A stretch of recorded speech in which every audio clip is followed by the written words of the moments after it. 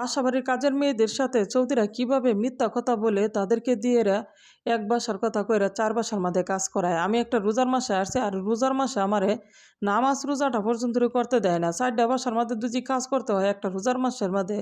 Saudi আরবের একটা পরিবার কত বড়! এক বাসার মধ্যে মনে করো কাজ করে শেষ না হইতে আবার ফোন লাগাই দিত যে কাজ করা শেষ হইছে নাকি, শেষ হইছে নাকি, আমি কি মেশিন নাকি? এই যে মনে করো যে আমার লগে এই ব্যবহারগুলো করছে, এখন যদি আমার যদি যাওয়ার মতন কোথাও জায়গা থাকতো তাহলে আমি চলে যেতে বাধ্য। এরকমভাবে কিন্তু হাজারো প্রবাসী মেয়েরা কিন্তু বাসা থেকে বাইরিয়া চলে যায়। তো কি করছে, পরে আমাকে বলে যে তোর আমি হাদিয়া দেম। হাদিয়া দেম মানে হাদিয়া মানে হইছে বাড়তি টাকা দিব আমারে।